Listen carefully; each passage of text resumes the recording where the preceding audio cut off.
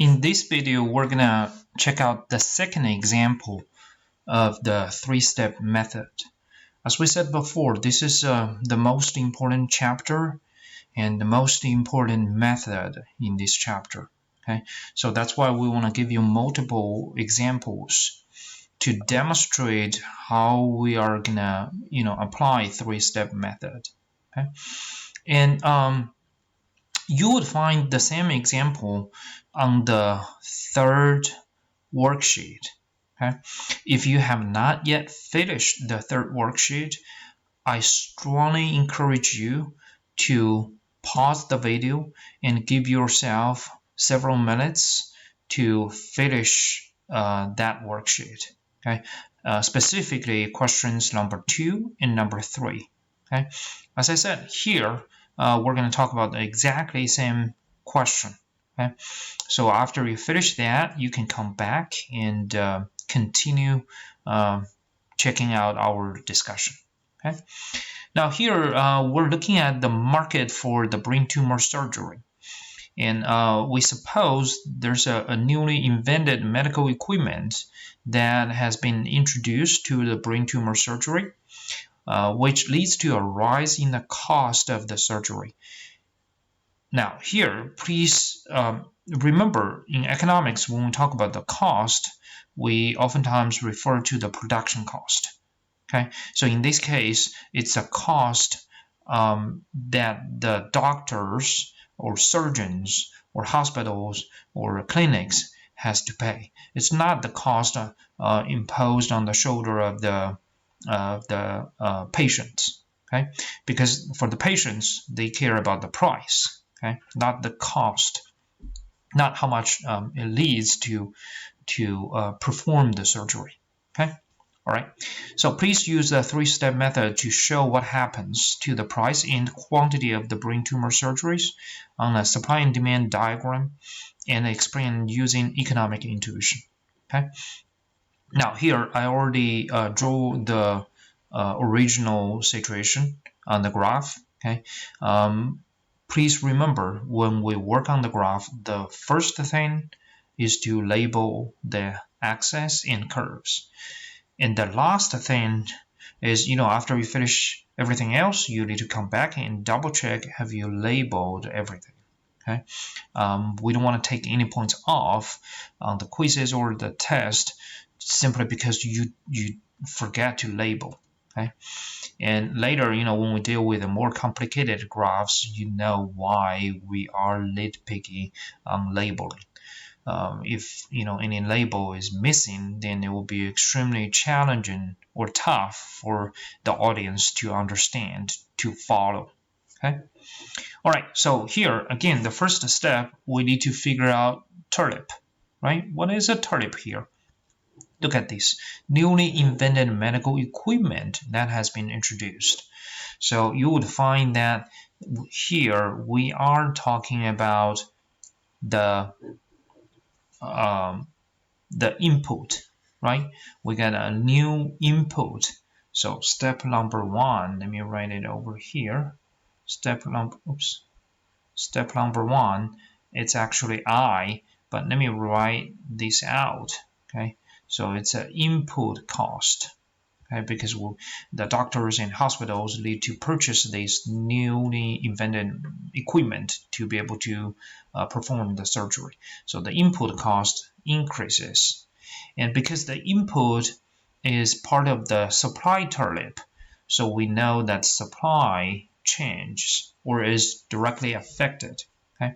Now, because doctors and hospitals need to pay more to be able to perform the surgery, so the profit margin for them is going to be smaller, assuming the market price is given or is fixed. Okay, so they just charge the same price for the patients, but the doctors and hospitals need to pay more, so the supply will go down. Okay, and that means a leftward shift on the graph. Okay, let's show that. Here on the graph, we're going to see a leftward shift. So this is S1, this is a S2. Okay, you can also use S prime. Okay, it's up to you. Now this is an afterward shift. This is step number 1. Okay. All right. Step number 2. It's built upon the first step, the conclusion of the first step, which is an oversupply. Right. Now suppose the market price sticks with P1. So when we go to the right, we find this point on the new supply curve. This is actually, if you go down here, you would find that's the quantity supplied. Okay. If we continue going to the right and hit the point A, now this point lies only on the demand curve because the supply curve already shifted to the new position, right? So point A stands for quantity demanded. In this case, we find quantity demanded exceeds quantity supplied. So there's a shortage at P1. Okay, please label the shortage here. Otherwise, when you work on the graph, it's going to be confusing. Okay, so there's a shortage at P1. Okay, and because of the shortage, some patients would beat up the price if they desperately need to get their tumor removed. They would offer a higher price, right? So the price will go up from P1 to P2. Okay, so this is our second step here. Okay, so the price will go up. Now the third step, we're supposed to take care of the other side of the market, right? Now if you go back to the first step, you realize that we already discussed the supply or surgeons in hospitals. Now we're supposed to take care of the patients or the buyers of these surgeries, right? Now for the buyers, we're supposed to look at their opportunity cost. Remember, we said that there are only two choices here for the third step. You either go with the opportunity cost or a profit. Okay, so whenever we talk about sellers or producers in the third step, we're going to go with the profits because they are the profit maximizer. Okay, but whenever we go with the buyers, or in this case patients, we're not receiving the surgery for a profit, right? So we would just go with the opportunity cost because how much we pay this price is a yardstick of how much we would be able to buy if not spending on the surgery. Okay, so you would find that the more we spend, the higher the opportunity cost. Okay, because if we do not receive the surgery, we can buy more of the other stuff. Okay. Now, eventually here we would go with the quantity demanded. Remember, at the beginning of the third step, we talk about the change in price, right? So at the end of this step, it's supposed to be quantity demanded goes down. Okay, so this is just a law of demand. Okay, a higher price leads to a lower quantity demanded. Now on the graph, it's pretty easy for us to find that. So this is the Q2, right? So we're moving from Q1 to Q2, and this is the third step. Okay, and if we label this point as B here, so the market equilibrium is moving from A to B. All right. Once again, you would find more examples on the problem set, okay, and the worksheets. I think up to this point we already give you two examples. One is about the change in demand, which we discussed in the previous video, and this one is about the change in supply. Okay. Now, what's more interesting on the worksheet is question number 4 on the back, or I'm sorry, number 2, number 3, I'm sorry. So this one is number 2, and the next one is number 3 on the back side.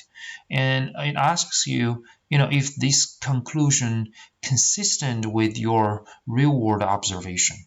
So basically what we're saying is because of the introduction of the medical equipment to the surgery, the demand will go down. In other words, fewer people would like to receive the brain tumor surgery. Is that true? You may find that it's not true, right? At least in this country, um, most people, from the middle class family or rich people, they, if they find they have the brain tumor surgery, they just want to go ahead and remove it and, receive the surgery as soon as possible, right? So here again, we find our logical reasoning or the three-step analysis is not true. Okay, so how could we fix this? Right? In academia, we keep coming up with the new theories, but we got to make sure it's consistent with what's happening on the ground. If it's not, we have to come back and fix our theoretical analysis. Okay. Now, in this case, again, right at this moment, I would urge you to pause the video and think about it. Okay, and answer the question number 3 on the worksheet before you check out the remaining part of this video. Okay. Now, the big difference here is, previously when we look at the market for pizza, market for cars, and other things, here we look at the market for brain tumor surgery. For all kinds of the medical or healthcare treatment, we as a patient or households or average people look at them in a different way. We believe these surgeries or healthcare treatments are necessities. In other words, we definitely want them. Okay, we want them so much that we don't really care about the price. Okay, or we don't care about the price that much. Okay, now how are we going to show this on the graph? How are we going to fix these? Okay, now what we're saying is because we care about this so much, and we become less sensitive to the change in price. Okay. In other words, when the price goes up, we still want to go ahead and get it. This one is called inelastic demand. Okay. Once again, the definition for this inelasticity is we are less responsive or sensitive to a change in price. Okay. And vice versa, we have the more sensitive case, okay, where you would find that the demand is very elastic. Okay, and now in that case, people, if there's a teeny tiny change in the price, people are going to respond substantially. So when the price goes down a little bit, people are going to buy a lot more. When the price goes up a little bit, people are going to reduce their purchase substantially. Okay. Now, how are we gonna fix this? Okay, the theoretical analysis. When the demand is less responsive or sensitive, we are gonna produce a pretty steep curve here. That's what I'm doing. Now I intentionally make it cross the original equilibrium point A. Okay, so let's call this a D2. How about this? So this one is D1. Okay, this one is D2. And previously we use a relatively flat one, okay, to show a regular demand. Now we find it's a inelastic demand. Now you would find that instead of going from A to B, here the market demand is going from A to C. So we end up with an even higher price, P3, right? And when we go down here, we find this one is Q3. So we still find a little bit decrease in quantity demanded, okay, which makes sense because we still have some poor people in this country who cannot afford this surgery, who doesn't have any health insurance coverage, right? But what's amazing is the price went up even more. Okay, so this is what we want to talk about next.